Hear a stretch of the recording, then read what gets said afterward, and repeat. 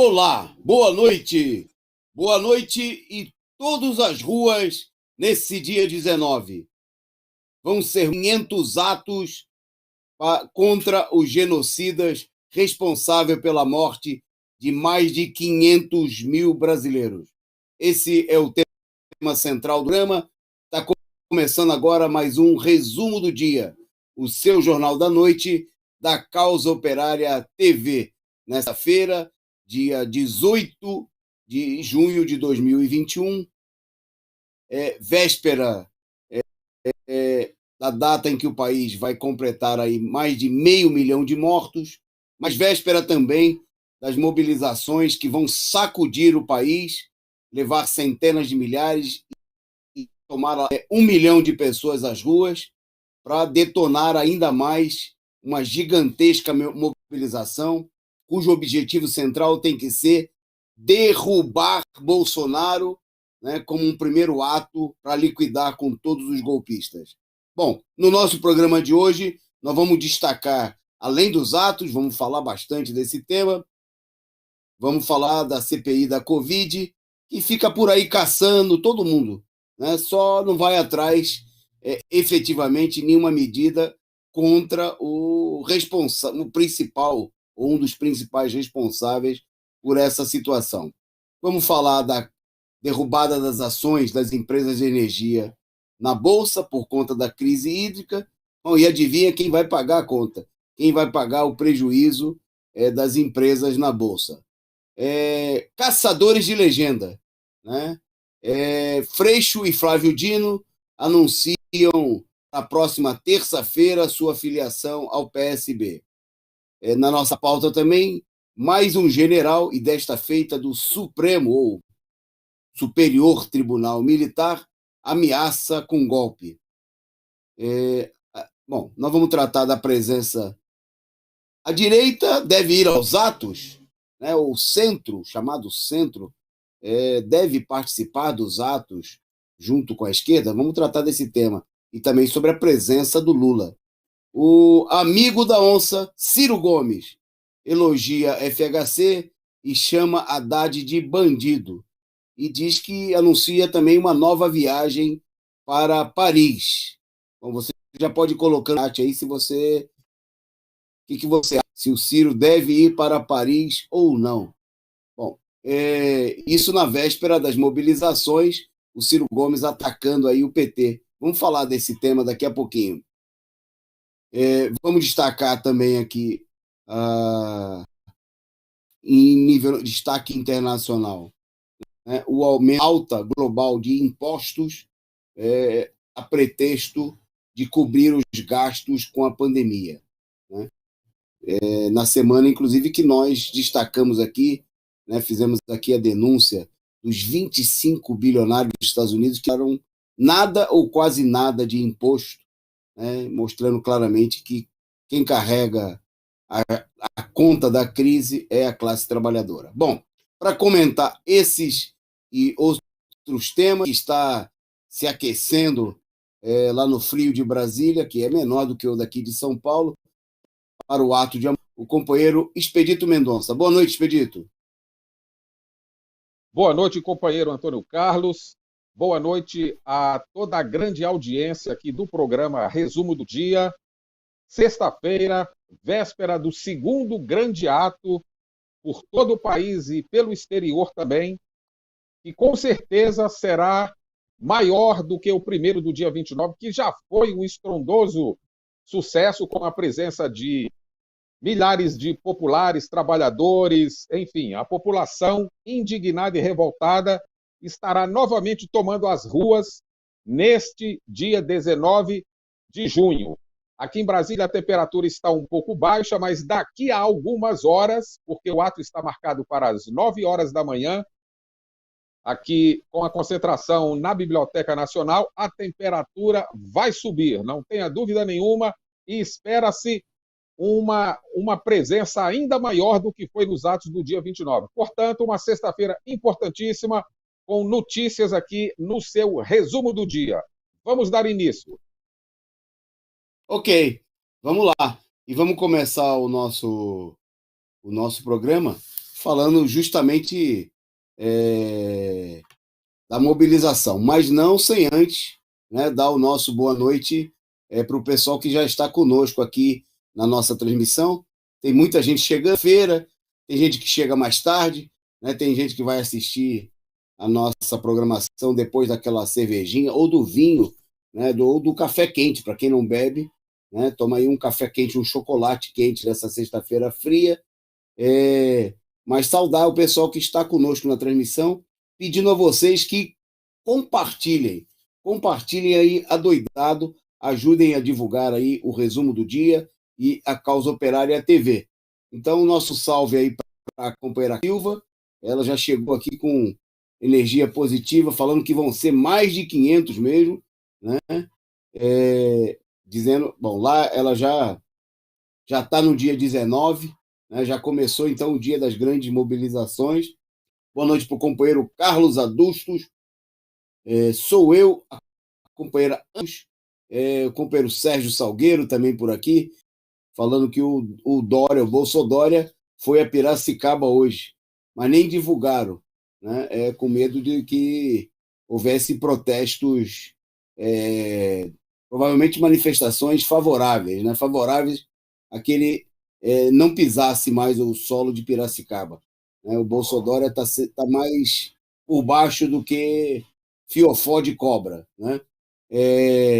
Boa noite aí para o canal Lucianarga, Black in Belchior, Rosiane por aqui com a gente. Agora já a canequinha com alguma coisa quente, né? Aí fica na imaginação de cada um, que é para todos nós aí a contribuição, a figurinha sticker simpática da companheira Carla Silva, já tradicional aqui no nosso programa, e o nosso brinde a ela e a todos que estão conosco nessa transmissão, pedindo que vocês sigam o bom exemplo da Carla e contribuam e ajudem a sustentar, né, a Causa Operária TV, essa imprensa combativa revolucionária.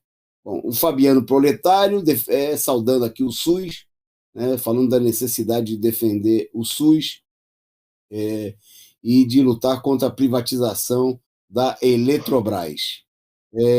O companheiro por aqui também, desta vez eu consigo, né, o Walter Vargas, também participando aqui conosco. Desta vez eu consigo, mandando aí, né, o seu superchat com a figurinha muito simpática, né? Você é demais aí, todos vocês são demais. Aí você, desta vez eu consigo, também é demais, é bom ter vocês aqui conosco. Sigam aí o bom exemplo, né? E ajudem a fortalecer essa luta. O Joe Picolé Rasta, também por aqui, a Priscila Ebara, nossa companheira do Paraná, que com certeza amanhã vai estar lá no ato, lá na capital paranaense. Ana Matos, acho que eu já falei. Juca, companheiro Juca, cervejinha, diz o Juca, né? Fazendo referência à nossa situação e chamando todo mundo a estar no MASP amanhã, no ato em São Paulo. Bom, nossa saudação, então, e vamos à nossa pauta, né? Vamos aí ao resumo do dia, começando então com... Vamos começar, o nosso programa hoje vai estar recheado aí, obviamente, desse espírito da mobilização de amanhã, essa mobilização muito importante, né? Da luta por 1 milhão nas ruas contra 1 milhão de mortos. É preciso mobilizar já, né, para evitar o aprofundamento da desgraça. Né? Nós vamos falar hoje, o Brasil teve, nas últimas 24 horas, recorde de número de casos. Quer dizer, a situação está longe de estar melhorando, como a imprensa procura apresentar. Bom, vamos começar então mostrando dois pequenos vídeos, um na sequência do outro aí. O primeiro, o vídeo chamando os atos para a gente entrar no clima, e depois o chamado feito pelo companheiro Rui Costa Pimenta no Café da Manhã, no programa apresentado hoje no canal do DCM. Então, eu passo a bola aí para a produção para a gente assistir esses dois vídeos aí importantes.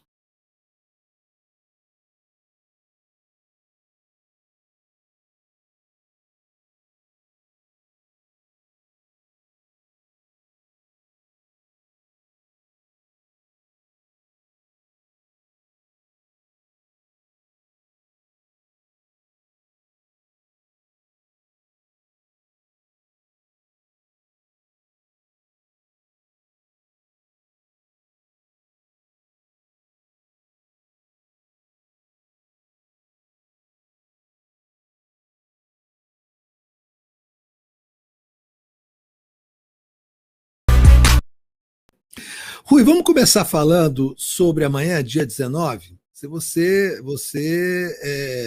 tem uma importância enorme para todos nós, para mim, pessoalmente, e para todos nós aqui do Diário do Centro do Mundo, e para a esquerda em geral, que você vem desde sempre, desde muito antes de ser modinha, como vocês dois, que era importante todo mundo ir para a rua, que só na rua esse governo fascista vai cair. E a gente não teve no dia 29 de maio, foi surpreendente a quantidade de pessoas na rua, e eu tenho a impressão que até por isso mesmo, né, Rui, amanhã a gente tem uma perspectiva de ter mais gente ainda, você não acha? Eu acredito que sim. Eu tenho expectativa de que as mobilizações cresçam bastante. Segundo informações da coordenação geral, nós já estaríamos aí com aproximadamente 400 manifestações do país inteiro. Isso é muito importante porque, pelo caráter do movimento que nós estamos fazendo, é preciso levar esse movimento a todo o país, todas as cidades, todos os estados, e além das capitais, das grandes cidades, e pegar inclusive as pequenas cidades. Né? Quer dizer, é uma mobilização popular, é uma mobilização do povo brasileiro contra uma situação catastrófica e um presidente que é inaceitável, que é um presidente surgido do golpe e da fraude.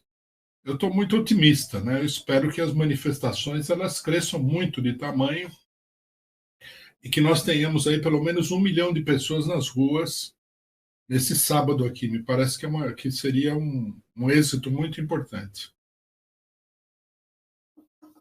É isso aí. Bom, vocês viram aí a mensagem do companheiro Rui Costa Pimenta, presidente nacional do Partido da Causa Operária, no programa que vai ao ar no DCM, com o Jornalismo Fortes, no dia de hoje. Bom, todas as sextas-feiras você pode assistir aí o Rui logo pela manhã. Bom, nós vamos em frente na nossa pauta.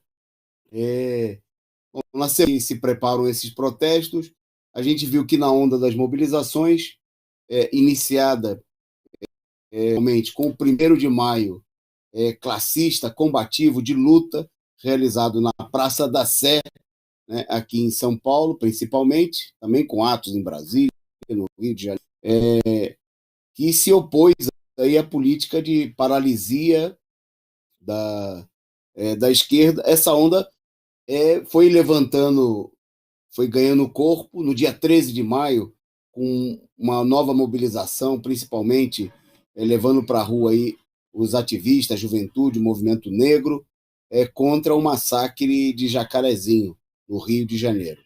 Bom, e naquela oportunidade, nós, do coletivo João Cândido, do coletivo de negros do PCO, né, e toda a esquerda, denunciando aí que não foi um episódio único, né, que a chacina, aí a mortandade do povo negro é uma sequência. Bom, e aí hoje tem mais um caso, né, que mostra essa situação, né, mais um jovem negro fuzilado dentro de casa.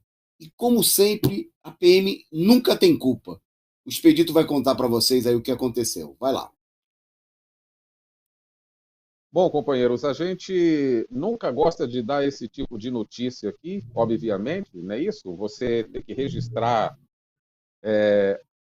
assassinato de crianças, 16 anos de idade, com uma vida toda pela frente, iniciando a vida, com sonhos, com projetos, a vida de um adolescente negro, morador de uma comunidade pobre, mais um entre as centenas e milhares, se você for contabilizar ao longo dos anos, interrompida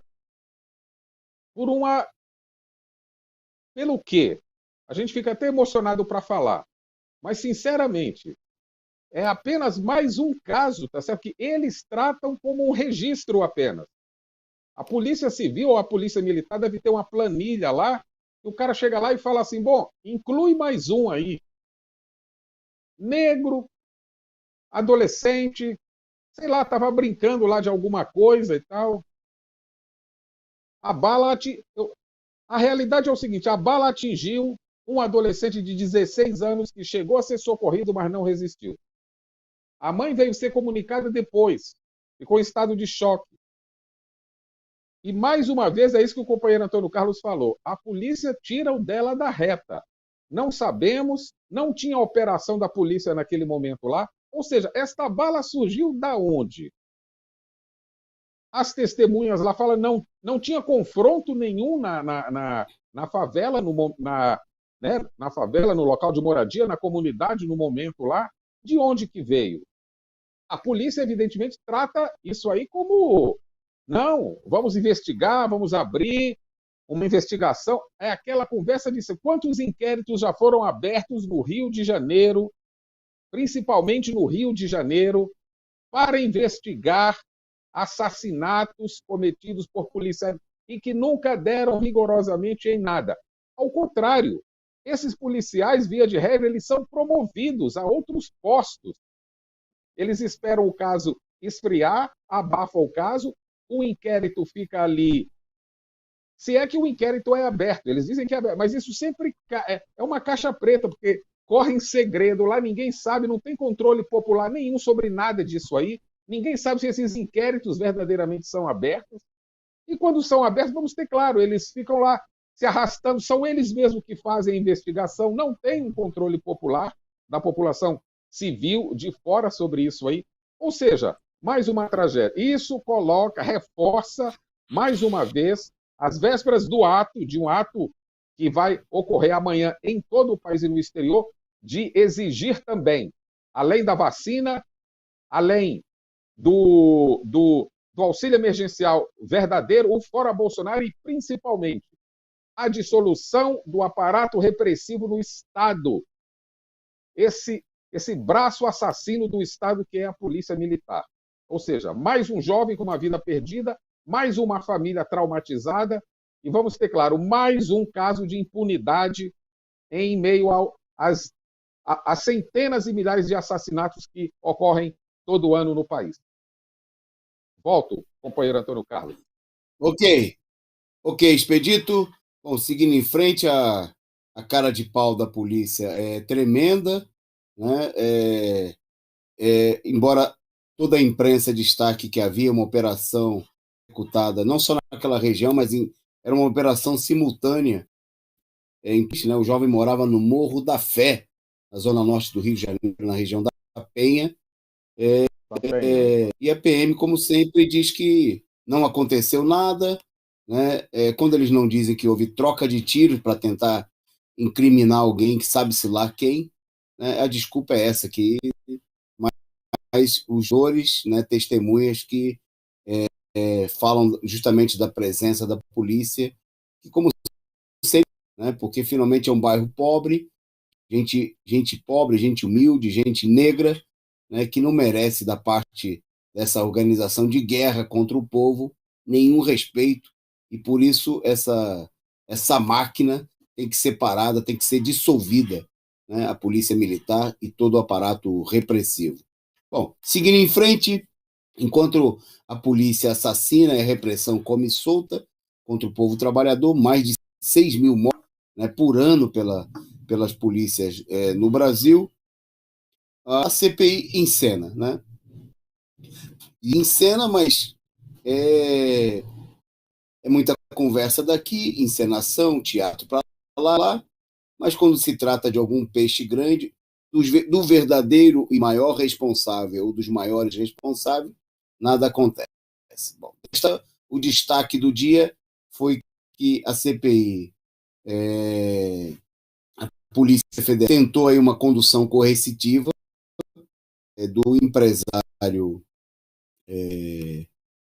proprietário das escolas, né, um bilionário, né, não é um João Ninguém, é o Carlos Wizard, para ser levado a depor na CPI.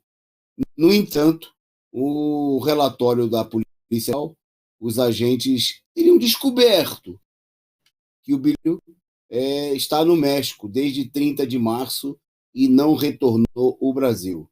Né? A desculpa é que ele teria parado no México para fazer a quarentena antes de entrar nos Estados Unidos por causa da pandemia e nunca mais voltou, está lá.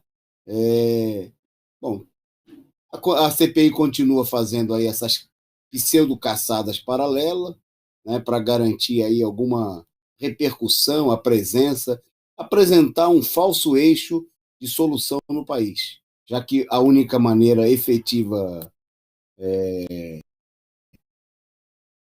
parar a pandemia, um crime continuado, né, é agir diretamente contra os maiores responsáveis. Até agora, só discurso, só palanque eleitoral, só conversa fiada e medida efetiva, aquele tradicional, né, cachorro que late atrás do portão, né, que não surte nenhum, não assusta ninguém, desde que o portão esteja fechado. E às vezes, quando você abre o portão, o cachorro sai correndo, né? É o caso dos parlamentares, né? Quando o Bolsonaro e os generais falam, aí as ameaças se esvaem, né? Por enquanto, é só discurso, só promessa. A direita continua assanhada, como nós vamos ver daqui a pouco, né? E o pessoal tomando dibre até de empresário de escola, né? Na tentativa, tudo isso para desviar, porque evidentemente que os partidos, a gente repete, que controlam a CPI, mesmos, né, que, por exemplo, se recusaram a adotar qualquer medida de, por exemplo, abrir o processo de impeachment do Bolsonaro. Né? Tem mais de 120 pedidos, né? E o DEM, né, que teve a presidência da Câmara na figura do Rodrigo Maia, o PSD, né, que está na composição que elegeu o Arthur Lira, o PMDB, o MDB do Renan Calheiros, são todos coniventes, né, com a política, deixar o Bolsonaro fazer encenação e deixar o governo inimigo do povo, né, permanecer e matar a população, né, com a participação direta dos setores golpistas que ajudaram a eleger Bolsonaro e ajudaram a dar o golpe de Estado, que nós destacamos ontem. Ontem completou 5 anos, né, daquela votação fatídica na Câmara dos Deputados, quando o Bolsonaro, é bom lembrar, só tinha um voto, o voto dele. Os outros 366, se eu não me engano, né, que foram dados para depor a presidenta Dilma, não eram do Bolsonaro. Bolsonaro só tinha um voto. Né, a maioria deles foram dos partidos que hoje procuram se apresentar cinicamente como se não fossem os responsáveis por essa situação que nós temos hoje no país. Bom, e não é só a pandemia, e que já não é só a desgraça da pandemia, da miséria, da fome.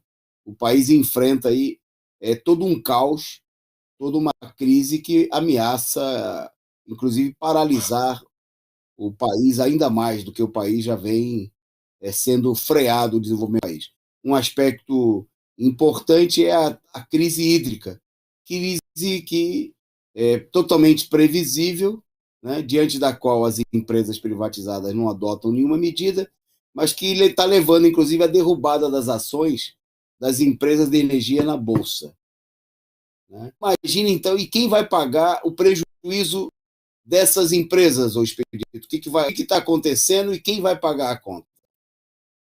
Bom, obviamente, vamos começar pelo fim. Alguém tem alguma dúvida no bolso de quem que vai pesar isso aqui?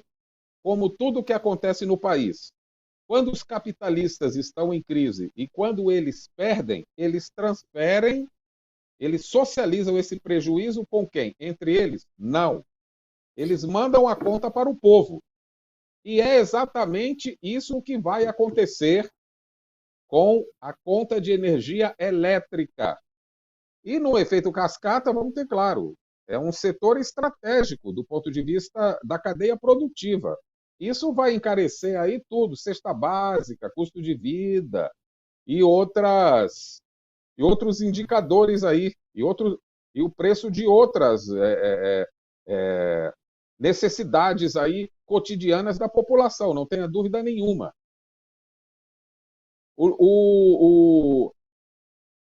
Essa entrega do setor elétrico para o capital privado aqui no país, via Eles chamam de privatização, mas na verdade não tem privatização nenhuma.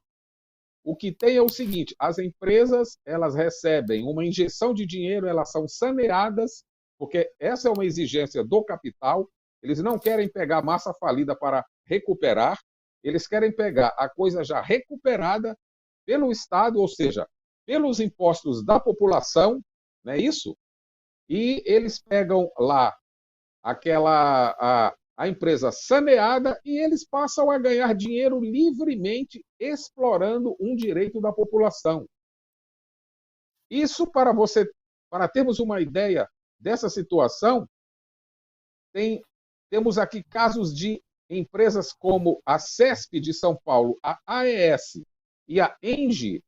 As ações ordinárias caíram nada menos do que 12,9%, entre 12,9% e 8,4% nos últimos 6 meses, quando começaram os primeiros acenos, digamos assim, os primeiros sinais da crise hídrica, que não vem de agora.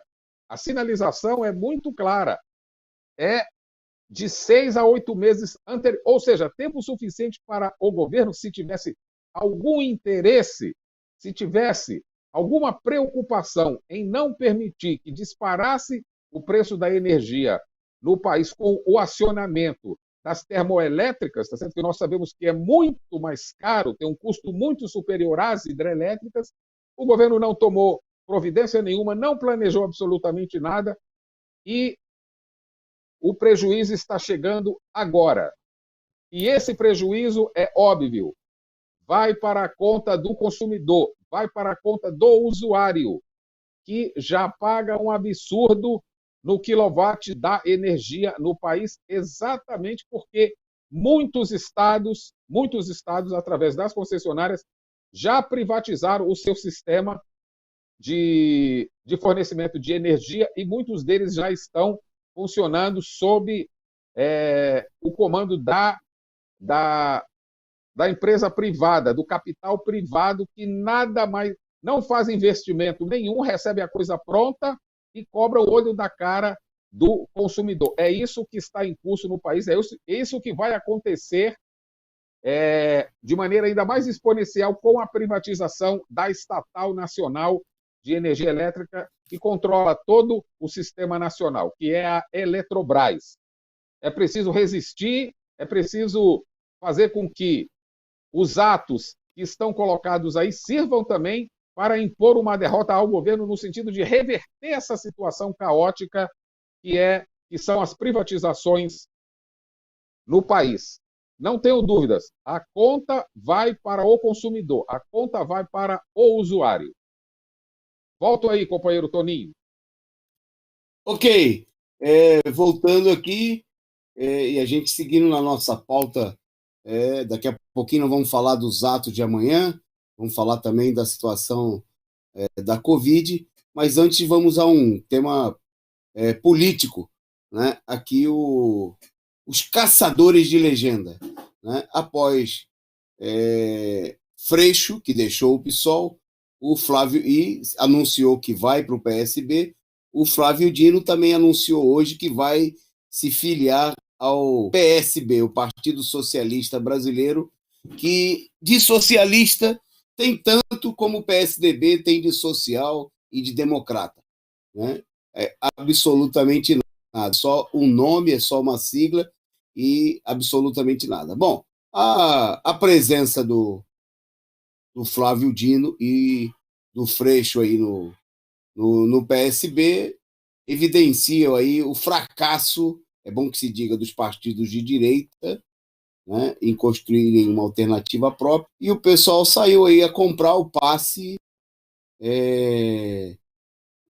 as grandes máquinas da burguesia, nós já vamos, inclusive aquelas que se dizem, né, de centro-esquerda, saíram aí a contratar, né, os políticos de aluguel da esquerda, né? É como uma comparação do futebol europeu, né, que não consegue produzir grandes talentos, mas usa os seus recursos econômicos para contratar aí os jogadores do Brasil, da América, da Argentina, da América Latina, de uma maneira geral.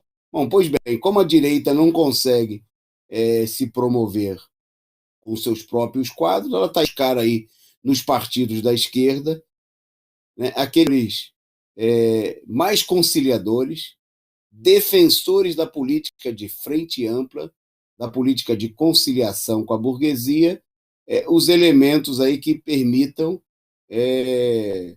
se não construir uma alternativa própria, que é o grande plano de todos esses setores. É bom que o Flávio Dino e o Freixo, né, são defensores ardorosos da política de conciliação com a burguesia, de frente com a direita. Não só defensores do ponto de vista ideológico, eles são praticantes dessa política, né? O Dino se elegeu ao governo do Estado aí, em aliança com o PSDB, né? Utilizou aí, teve durante alguns anos aí no PCdoB, né?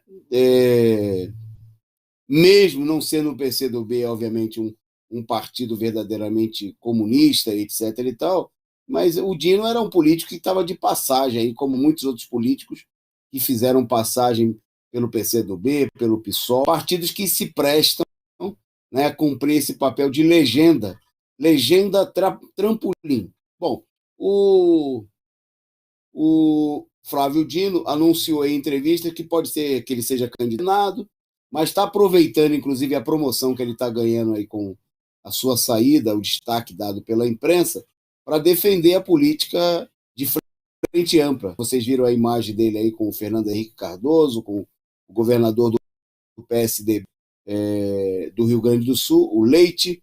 Bom, essa é a política, é a verdadeira política defendida por esses setores, para a qual, inclusive, eles procuram aí arrastar o Lula, né, e outros setores de esquerda para uma política de composição com a direita golpista, né, é bom que se diga, né, vale para o Dino, vale para o Freixo.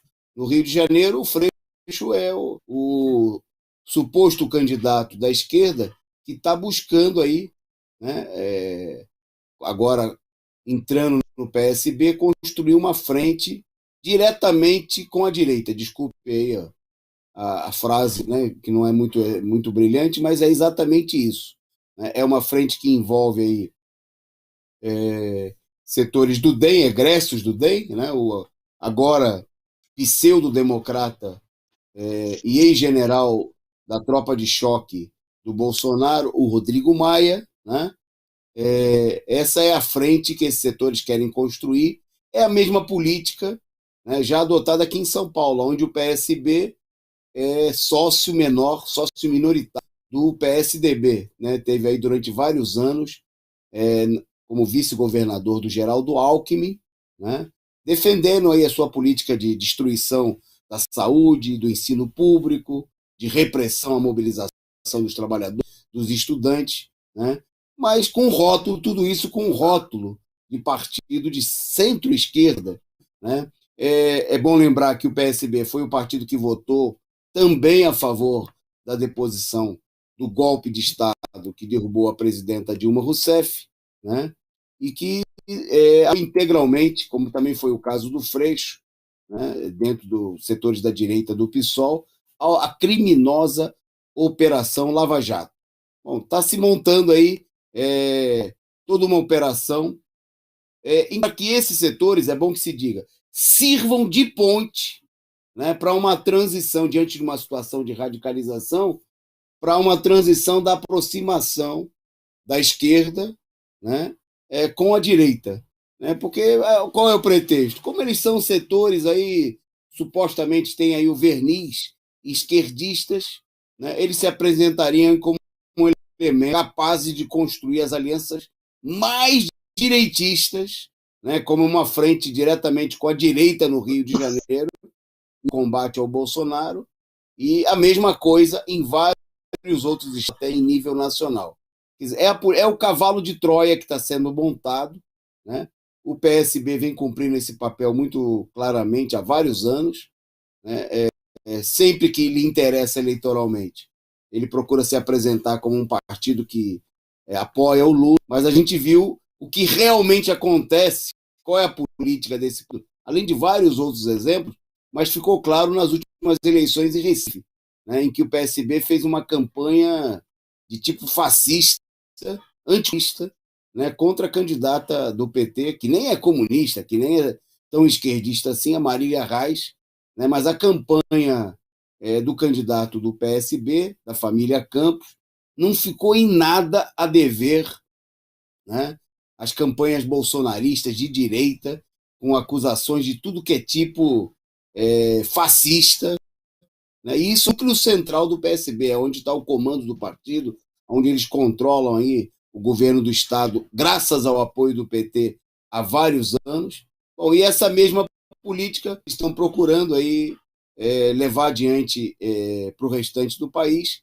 né, e usarem aí, já está aí, ó, na capa do PSB 40, as imagens chamando aí para o ato de filiação do Dino e do Freixo, né? Políticos caçadores de legendas, né? Cuja passagem por algum partido com um verniz mais forte de esquerda, como é o caso do PSOL e do PCdoB, partidos pequeno-burgueses, né? Mas que tem aí, inclusive, alguns setores que tinham ilusão, ou têm a ilusão, de que seriam partidos combativos ou até revolucionários, né? Tá aí, aqui esses partidos se prestam, né? Verdadeiras incubadoras de políticos da direita. Mostra também, só para fechar, que o relativo sucesso eleitoral que esses alcançam em determinado momento em nada, absolutamente nada, serve da classe trabalhadora, né? Serve para impulsionar uma perspectiva de independência de classe, de organização da classe operária, da juventude, servem para promover, né, gente como essa, político como esse, que na hora H, em função dos seus interesses, né, eles se bandeiam, agora já sem disfarces. Lógico que eles vão continuar procurando usar máscaras, né, mas já é disfarce. Está no PSB, é um partido golpista, né, é um partido que deu voto para todo tipo de medida contra o povo, né, e que, como eu falei, além do golpe, defendeu a Operação Lava Jato, né, e é um partido que, nesse momento, é ponte para a tentativa de trazer, né, conter aí a situação de radicalização política, a mobilização do povo, né, com setores outrora integrantes de partidos da esquerda. Bom, vamos seguindo em frente. Eu vou passar agora, vou devolver a bola para o companheiro Expedito, porque mais um general, né, um general com um cargo muito importante, ameaçou, usou a expressão já usada aí por outros militares, né, de que a esquerda não deve pressionar o Bolsonaro, né, não deve esticar a corda. Bom, quem vai contar os detalhes aí para vocês é o companheiro Expedito. Vai lá. Bom, aqui no Abaixa Brasil, um pouco a câmera que você está fora de foco aí. Aqui no Brasil, Isso, assim. Os generais com larga tradição golpista, né, isso, o Exército como instituição aí golpista, embora você tenha setores aí da própria esquerda nacional que classificam, né, o Exército como instituição do povo, como de defesa nacional. Bom, a gente não sabe que defesa, porque tem não sei quantos anos que o Brasil não é envolvido diretamente em guerra, né, para provar aí essa suposta eficiência e profissionalismo deles. Agora, nós sabemos que eles são muito profissionais quando se tratam de ameaçar de golpe o país. E esse general aí que nós estamos vendo na imagem, ele é o presidente do Superior Tribunal Militar, que é uma instituição criada para julgamento dos militares, ou seja, eles têm isso aí também, né? Além daquelas dezenas de outros privilégios, eles são julgados em um fórum próprio deles. Este general, o senhor Luiz Carlos Gomes Matos, declarou que o Jair Bolsonaro é um presidente democrata, de convicções democráticas, e que ele, em momento nenhum, nunca deu qualquer declaração de ameaça à estabilidade democrática do país, e nunca ameaçou o país de golpe. Insinuando que, por outro lado, quem faz ameaças à ordem democrática no país seria a oposição, a esquerda, digamos assim. né? É muito sintomático que ele venha a público nesse momento aqui agora, exatamente quando aquele que ele diz que é democrata está com a popularidade lá embaixo e a candidatura, a principal candidatura, e talvez a única com certeza, que tem a enorme simpatia da população, já passou dos 50% de intenção de voto para ganhar a eleição no primeiro turno. Isso é um sintoma muito claro de que eles estão aí cotidianamente conspirando contra o país. Eles sim são os verdadeiros artífices de construção de golpes de Estado no país. Ele afirma que o Bolsonaro é um democrata convicto e que a oposição não está deixando o Bolsonaro governar e que a oposição está esticando a corda. Ou seja, esta é uma linguagem quase padrão dentro da caserna, dentro dos quartéis. Quando se fala isso, né, e essas palavras nós já ouvimos aí do vice, do general Mourão e de outros de patente superior dentro da Força Armada aí, do Exército, né, de que quando eles se veem numa situação que estão acuados ou que existe alguma situação que ameace a hegemonia deles, eles saem com essa aí, de que a oposição está esticando a corda, está dando declarações aí indevidas, tudo isso é, vamos ter claro, mais uma ameaça ao país. Eles estão do lado do Bolsonaro porque tem simplesmente 6 mil cargos que estão sendo hoje ocupados por essa malta que é contra o país. Devolvo para você, Toninho, com os devidos protestos aqui de um morador de Brasília com relação a mais essa ameaça contra o país e contra os trabalhadores e contra a esquerda nacional. Ok, vamos seguir tem aqui no site, tem a porta, o nome é sugestivo, né? Porque é aqui para tentar tumultuar, falar palavrões e tudo, parece mesmo a porta, no sentido... Mas a porta, a gente estava criticando os supostos aliados, né? Quando a gente se referiu, bom, aliados de quem, né? Precisa ver quem se junta com Geraldo Alckmin, PSDB, Rodrigo Maia, Eduardo Paes, do DEM, né? De quem que eles são aliados. Do povo, dos trabalhadores, provavelmente não são, né? Derrubou a presidenta Dilma, que votou pelo impeachment. Então, de fato, esses aliados, tem um ditado popular que fala: antes só do que mal acompanhado, né? Bom, então eu queria até aproveitar e emendar, né? Já que levantou o tema, mas está na nossa pauta, esclarecer o seguinte: as manifestações estão crescendo e é evidente o horizonte, né? A direita está preocupada com o desenrolar das manifestações, né? Não é a primeira vez que isso acontece. É uma tendência, queria chamar a atenção, uma tendência na história política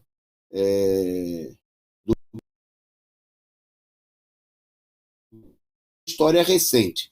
Toda vez que se desenrola uma mobilização que tem uma tendência a superar os limites da política reacionária, pseudo-democrática da burguesia, bem comportada de manter o regime político contra o povo, obviamente a burguesia procura se articular para tomar as rédeas dessa situação, né? Foi assim por a campanha das diretas, né, que se iniciou aí como protestos da esquerda, mobilização da juventude contra a ditadura, protestos dos trabalhadores, greves operárias, né, um enfrentamento que levou aí à criação da Central Única dos Trabalhadores, toda uma crise e, no meio disso, a reivindicação de eleições, de votar para presidente, era uma reivindicação popular, uma reivindicação democrática. A direita, né? O que fez a direita, a burguesia dita democrática, procurou se apropriar do movimento e dá-lo, né? Foi assim que aconteceu em 84. Assim também se deu aí na mobilização Fora Collor, aonde o povo queria se livrar responsáveis por aquele governo fraudulento e de ataque ao povo, e a burguesia tratou de tomar conta da mobilização, retirar o Collor, não tinha mais jeito, mas manter, né, a política do governo Collor contra o povo, a do governo Itamar Franco, e preparar uma nova ofensiva. Estamos vendo isso aqui mais uma vez. Né? A direita golpista está procurando se articular, né? E nós já queremos deixar bem claro, e é preciso levar para as ruas esse sentimento. A direita não é bem-vinda nos atos. Né? Os aliados do povo, né? Os que se dizem agora aliados do povo, mas que foram articuladores do golpe, aí como o Rodrigo Maia, Henrique Cardoso, né? Responsáveis ontem e hoje e sempre, aí, gente como Dória e o Huck, esses aí não tem nada a ver. Não adianta se passar por centro, se disfarçar de centro, se disfarçar de democrata. Não são. Né? Gente como Ciro Gomes e o Paulinho da Força, essas pessoas não são bem-vindas às mobilizações. E se eles e não adianta eles se travestirem aí, virem disfarçados de socialistas do PSB, representantes de centrais sindicais aí, pelegas, eles colocados para fora. Não pode haver no movimento nenhuma dúvida de que o movimento não deve aceitar cavalos de Troia. Né?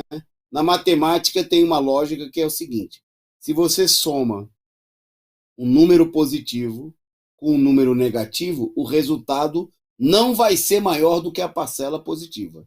Então você tem nesse momento aqui um movimento de luta combativo que está crescendo, né, que provavelmente amanhã vai multiplicar a sua força em relação ao que foi no dia 29, e tende a um crescimento gigantesco que ameaça, que pode derrubar o governo, não, que a direita não prepare as suas tropas, quer dizer, que a esquerda crie uma consciência clara que a direita não é bem-vinda. Né? Nós não podemos deixar que esses setores se infiltrem no movimento para fazer o que fizeram em 2013. Dominar, fizeram em 2013, fizeram em 92, fizeram em 84, eles são em fazer esse tipo de coisa.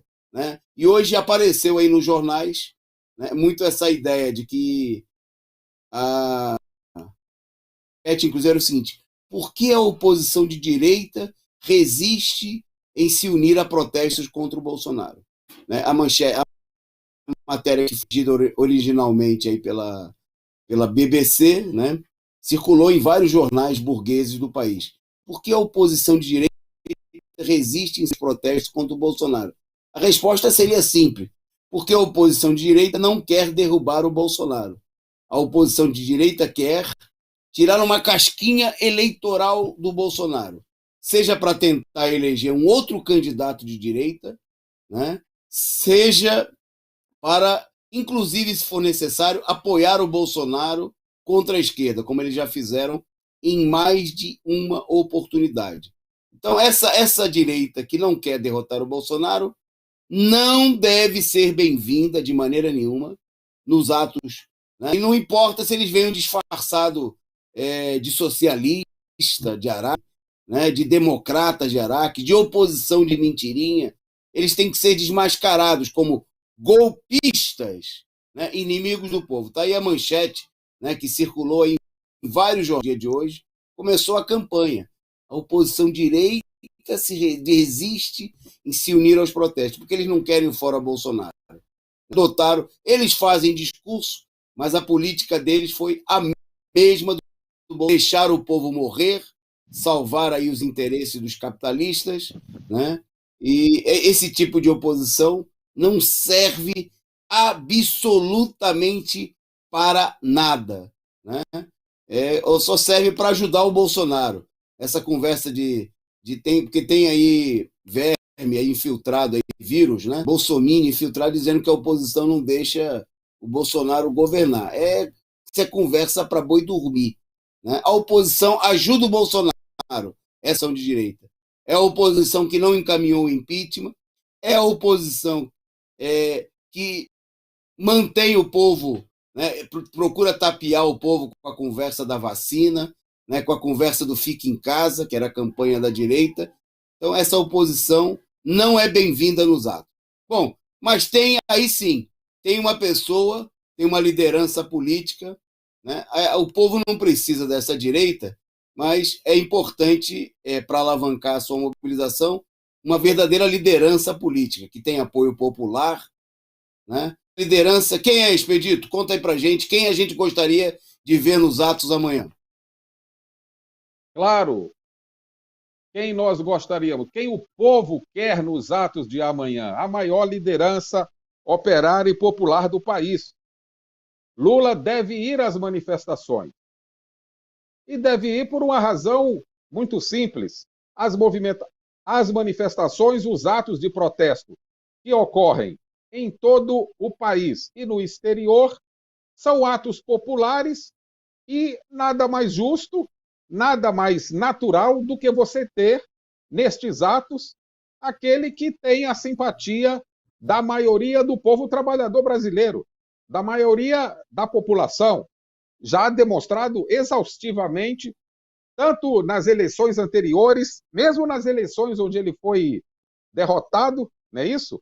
Por conta da primeira grande fraude que houve no país, fraude com a redemocratização em 1989. Lula já era para ter sido eleito ali, ele já tinha mostrado a força e a popularidade dele. Mas a burguesia, numa manobra, elegeu aquele boneco de cera lá, o senhor Fernando Collor de Mello. Depois teve que resolver tirando ele, mais ou menos como está sendo feito hoje, atualmente, né?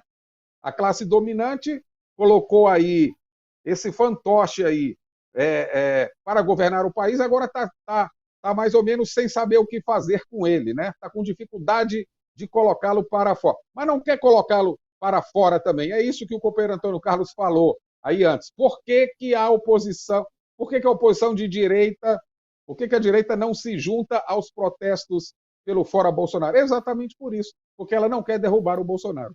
E quem pode derrubar o Bolsonaro são os atos de protestos, é o povo na rua, são as mobilizações que começam a ganhar corpo, que já começaram a ganhar corpo e volume no dia 29, e nós acreditamos que, para impulsionar ainda mais essas mobilizações, o ex-presidente Lula, a liderança operária e popular mais importante do país, que lidera todas as intenções de pesquisa de voto para 2022, deve sim comparecer aos protestos, seja em São Paulo, seja em Brasília, ou algum outro estado que ele escolha. Deveria, inclusive, fazer um rodízio, começando por São Paulo, que é o local de residência dele e é o centro político onde está situada a maior classe operária brasileira, o estado mais populoso, economicamente o mais importante.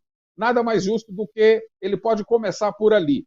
Mas não necessariamente uma que seja obrigatório por ali. Ele pode vir para Brasília também, onde nós estamos esperando amanhã aqui pelo menos o dobro, se não o triplo, do número de manifestantes que teve aqui no dia 29. Portanto, devemos estimular, sim, a participação do ex-presidente nas manifestações, porque isso é um fator de crescimento, é um fator que vai colocar aí um elemento a mais, um fermento a mais aí para crescer o bolo das manifestações.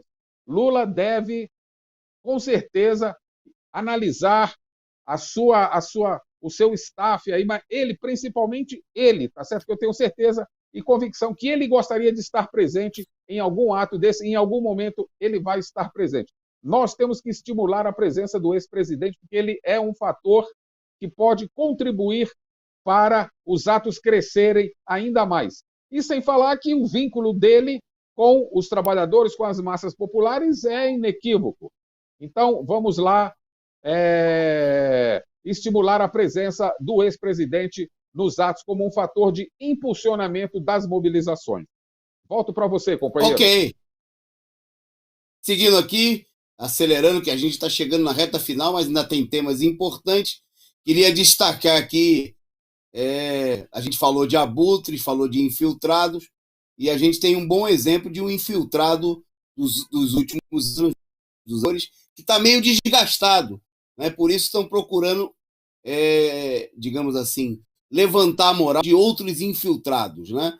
Que é o amigo da onça, o abutre, Ciro Gomes, né? O presidenciável aí, ex-pseudo-aliado da esquerda, atestamente esquerdista, apresentado em 2018 como o candidato da esquerda que a direita gostava, né?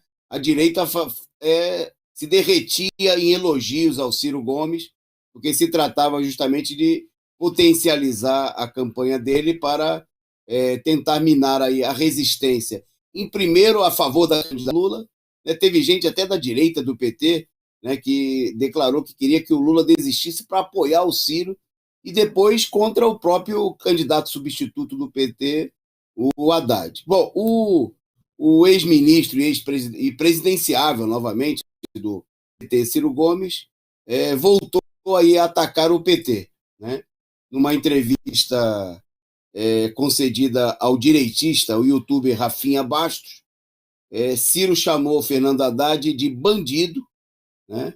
E reiterou que vai novamente para Paris no segundo turno, entre Jair Bolsonaro e um candidato do PT, no caso, o ex-presidente Lula. As palavras do Ciro: eu fui para Paris e vou 100 vezes, todas as vezes que me obrigarem a votar em bandido. Eu não sou obrigado, sou um cidadão que escolhe o candidato pela melhor proposta que ele tem. Quer dizer, chamou claramente aí o próprio Haddad, né, o candidato do PT, de bandido, numa provocação, né, mostrando claramente que o Ciro, inclusive, está para ocupar um lugar, ver se ele consegue aí um apoio da burguesia para ser o candidato escolhido mais uma vez e filiado, né? Aí até o pessoal já lançou uma chapa aí, ó. Ciro com Rafinha, né? Nada, um vice perfeito, um vice direitista, né, para um candidato reacionário.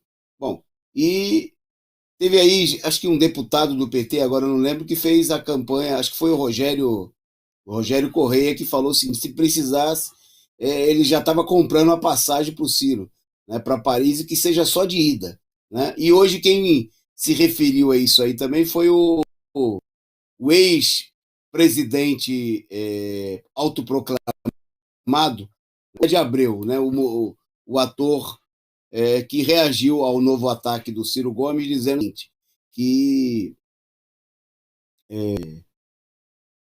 se diante da afirmação do Ciro de que ele iria para Paris, ele postou lá no seu Twitter: vai para Paris, babaca, perdeu o coronel, né? Foram as palavras bem apropriadas do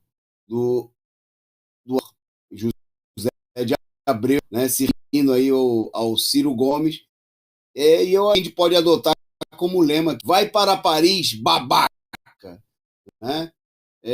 O Zé de Abreu, que aparece aí, né, no período que ele, diante como aí uma gesto contra o golpe e também contra a posição golpista de apoiar aí o Cão Guaidó, né, lá, que se autoproclamou presidente na Venezuela, se autoproclamou presidente do Brasil. E depois ele renunciou ao cargo de presidente autoproclamado, dizendo que ele não queria ser um presidente de Araque, como era o caso o caso do Bolsonaro, né? Mas está aí ele mandando um recado que deve ser o recado de todo mundo, né? Não temos nada a lamentar. Os ataques do Ciro, eles esclarecem a posição direitista, né, dessa personagem. Bom, vamos na pauta aqui para a gente caminhar para o nosso final. Os da Covid de hoje no Brasil, em que teve um novo recorde de casos e na véspera de uma nova marca histórica sofrida. Com você, Expedito, para dar os dados. Então, às vésperas aqui do grande ato, parece uma coincidência, mas não é, não é isso? Vai ser um lema importante amanhã dos atos. 500 mil mortes sendo registradas aí no dia de amanhã. Os dados saem à noite, mas nós estamos com 98.832, não, perdão, 98.832 foram casos registrados num único só dia aqui no Brasil. Ou seja, 100 mil casos contabilizados aqui de novos infectados, sem falar, obviamente, na subnotificação. Ou seja, é a segunda maior marca de toda a pandemia. Desde o início da pandemia, este é o segundo maior registro de casos de infectados no país. Só perdeu para o que foi ocorrido, o que foi registrado no dia 25 de março deste ano, quando bateu mais de 100 mil novos casos de Covid-19. E nessa toada, evidentemente, amanhã, sábado, nós chegaremos, o país atingirá 500 mil de mortos, 500 mil de vidas ceifadas, perdidas para a Covid-19. Na verdade, perdidas para os criminosos, perdida para os genocidas, perdida para os genocidas da área federal e estadual. Não poupemos aqui os governadores, que eles têm, sim, uma grande parcela de responsabilidade nisso. O país registrou 2.495 novos óbitos neste dia, mantendo a média móvel altíssima, e os registros indicam que de cada 5 pessoas infectadas no mundo, uma é do Brasil. Olha a situação calamitosa em que a gente se encontra. Número de óbitos, 498.499. Ou seja, faltam exatamente 1.501 casos, que certamente será alcançado amanhã, para o país ingressar nessa marca macabra, catastrófica e trágica de 500 mil de mortos. A responsabilidade ou a irresponsabilidade disso aqui não é só da área federal, é de toda uma política que não foi instalada agora no país. Ela vem de todo um período anterior de sucateamento da saúde, de negligência, de irresponsabilidade do poder público para com a população. Essa é a verdade. Portanto, fica aqui o nosso repúdio, o nosso registro aqui contra todos os que são responsáveis por essa tragédia que está sendo vivenciada no Brasil. Fora Bolsonaro, fora todos os golpistas. Vamos lá, Toninho. Ok. Voltando aqui na reta final, que a gente tem que dar uma acelerada, está chegando a nossa hora, para convidar você para cobertura ao vivo e programação especial que acontece amanhã aqui no nosso canal, em relação aos mais de 500 atos convocados em todo o país. A cobertura vai começar cedo, já a partir das 9 horas da manhã, né, a Causa Operária TV vai estar cobrindo os atos aí pelo país afora, porque tem muitos atos que acontecem pela manhã, né, em cidades como Brasília, Rio de Janeiro e outros, né? E nós vamos ter, aí você tem às 11h30 a análise política da semana com o companheiro Rui Costa Pimenta, e depois, na parte da tarde, né, logo em seguida a análise política, a gente volta com a cobertura com os atos da tarde, o Atos de São Paulo, tudo transmitido ao vivo, né, com imagens aí de todo o país, né, de dezenas, e até imagens também do exterior, dos comitês de luta da Europa, que vão estar, já estão realizando, já tem ato, hoje já aconteceu o ato nos Estados Unidos. Essa imagem aí, produção, é muito boa. Eu só queria destacar ela porque ela foi usada justamente na manchete da BBC, dizendo que a direita não participava dos atos, né? Por que a direita? E aí tinha essa imagem de capa. E é muito interessante, porque os atos são contra o Bolsonaro, então vocês estão vendo a imagem aí diretamente contra o Bolsonaro, e olha a bandeira que tem aí no fundo, né? É a mobilização e o papel importante, muito importante, desde o 1º de maio, que tem o PCO nessa mobilização. Então, vamos lá. Eu queria passar agora rapidamente para o Expedito, nós estamos nos minutinhos finais. Nós, essa semana toda, anunciamos os atos pelo país inteiro, né? Vão ser mais de 500 atos, no país e no exterior, né? E a gente começou anunciando desde o Nordeste. Ontem nós falamos do ato no exterior. Eu queria que o Expedito rapidamente anunciasse aí os principais atos da região Sudeste de amanhã, né, para que o pessoal se antene e o pessoal acompanhe aqui na Causa Operária TV, não só os atos da região Sudeste, mas de todo o país e pelo mundo afora. Com você, Expedito, para destacar os atos da região Sudeste. Então, conforme o companheiro Antônio Carlos falou, nós temos atos espalhados pelo país inteiro, praticamente não tem nenhuma região, nenhum estado que vá ficar de fora, e nós estamos destacando aqui na região mais importante do país, nos 4 estados, Minas Gerais, São Paulo, Rio de Janeiro e Espírito Santo, ocorrerão atos muito importantes, não só nas capitais, mas também no interior. No Espírito Santo, nós teremos ato em Aracruz, Cachoeiro, Marataízes e Vitória. Em Minas Gerais, além de Belo Horizonte, capital, nós teremos em Além Paraíba, Alfenas, Araçuaí, Araguari, Bambuí, Barbacena, Betim, Bocaiúva e Brumadinho. Também em Campo Belo, Caratinga, Cataguases, Conselheiro Lafayette, Diamantina, Divinópolis, Formiga, Goianá, Gonçalves, Governador Valadares, Ipatinga, Itabira, Itabirito, Itajubá, Itaúna. Ou seja, tem uma série de cidades aqui. É muito grande, mas está espalhada aí pelo interior todo de Minas Gerais. É muito extensa a lista. Em São Paulo, a mesma coisa, não é isso? Americana, Atibaia, Assis, Araçatuba, Araras, Barretos, Batatais, Bauru, Botucatu, Bragança Paulista, Cajamar, Campinas, Caraguatatuba, Carapicuíba, ou seja, muitas cidades aqui.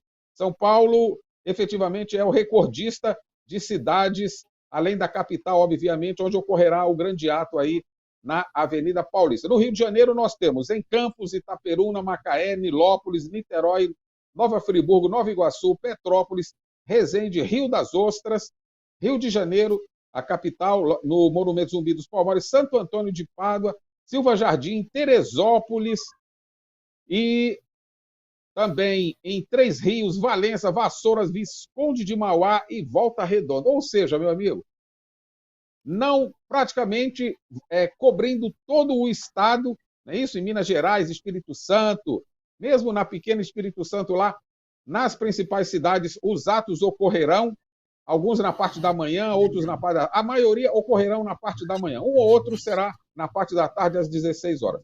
Portanto, você aí se vista de vermelho, que é a cor oficial dos atos, tá certo? Nada de verde e amarelo, nada de cores estranhas ao movimento. A cor do movimento, a cor que vai predominar no movimento é o vermelho, a cor da luta, a cor da tradição, a cor que era a simpatia principal do fundador do socialismo científico, Karl Marx.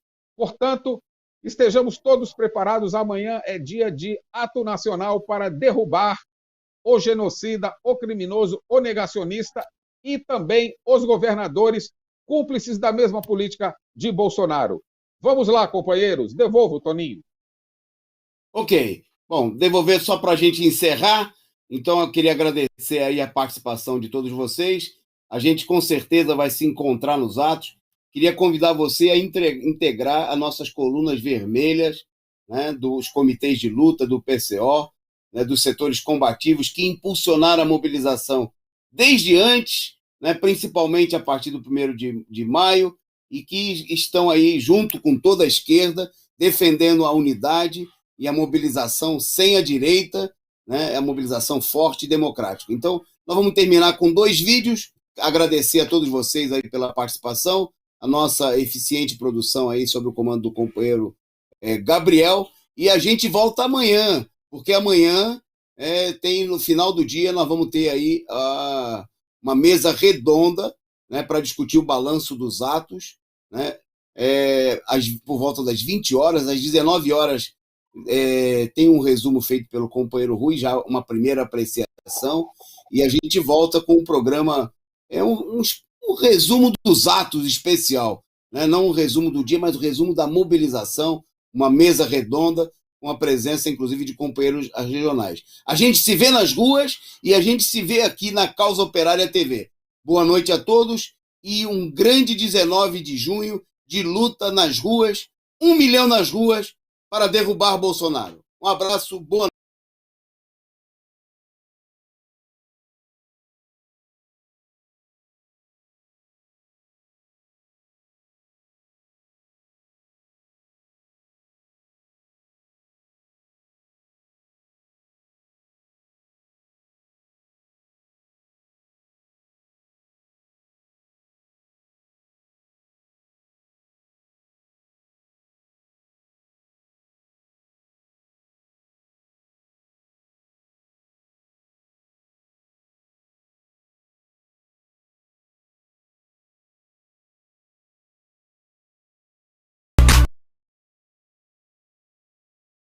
independente. Bom, a nossa coluna de hoje eu queria dedicar ao convite, né, para os companheiros todos que estão nos assistindo, que participam das nossas atividades, né, que acompanham a Causa Operária TV, que vão participar dos atos do dia 19, que ocorrem aí há estimativas aí que vão ocorrer em cerca de 500 cidades no país, né, em particular nas capitais, né, mas em várias cidades do interior, convidar todos vocês a participar do Bloco Vermelho com o PCO. Né? O PCO está organizando o Bloco Vermelho junto com outras organizações de luta, né, organizações populares e os comitês de luta contra o golpe, e também companheiros da base de outros partidos políticos também estão aí ingressando no Bloco Vermelho. Né? E a importância disso é justamente impedir, né, que as mobilizações que foram gigantescas no dia 29 de maio e que devem ser maiores ainda no dia 19, sejam aí sequestradas pela direita golpista, por essa direita que quer se infiltrar nas manifestações com verde e amarelo, né, que é o que aconteceu em 2013, inclusive. Né? E para impedir isso daí, o ato precisa ter um caráter de esquerda, vermelho, né, de luta, com as reivindicações populares, com a participação da base dos militantes dos movimentos de luta e populares. Né? Isso é uma condição muito importante para que o ato se desenvolva no sentido, né, de uma luta efetiva, né, das massas populares, dos trabalhadores, né, e, quem sabe aí, né, para derrubar o governo Bolsonaro e, mais importante ainda, colocar aí na lona, derrubar todo o regime golpista, né? Porque esses que querem aí infiltrar o verde e amarelo nas manifestações são aqueles que buscam uma frente ampla, né, para colocar o movimento, para colocar os trabalhadores e a esquerda a reboque dos que deram o golpe e dos que são responsáveis pelo Bolsonaro e por todas as atrocidades que o Bolsonaro e que os golpistas estão fazendo no Brasil nesse momento, né? Bom, e dentro do Bloco Vermelho, eu queria particularmente convidar os companheiros a participarem da Bateria Zumbi dos Palmares. Né? A Bateria Zumbi dos Palmares, que é uma iniciativa dos militantes do PCO, em particular dos militantes da juventude do PCO e do Grupo para uma Arte Revolucionária Independente, o GARI, né, que é composto aí por artistas que são militantes e simpatizantes do PCO. Né? A Bateria Zumbi dos Palmares é uma iniciativa importantíssima para que a gente leve o ato, né, puxe o ato, empurre, né, o ato para a esquerda, né, com as palavras de ordem, com uma agitação política.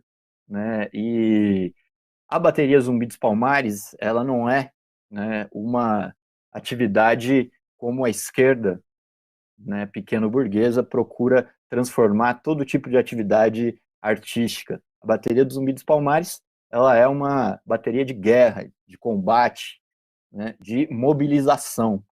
E é por isso que nós convidamos todos os companheiros que têm interesse em participar da bateria a procurarem a gente aqui em São Paulo, mas procurarem a gente também no Rio de Janeiro, em Belo Horizonte, em Santa Catarina, em Florianópolis, né, em Curitiba, em Recife, em Brasília, para participar da bateria. Né? Você pode, inclusive, aprender a tocar lá na hora, porque é assim que funcionam as baterias, né, com a disciplina que exige, né, não, todo bloco de luta aí exige uma disciplina, uma coordenação, uma atividade, e a bateria é a mesma coisa, nós chamamos os companheiros a se integrarem na bateria e fazer parte aí de um coletivo, né, que age disciplinadamente para poder fazer a agitação do ato.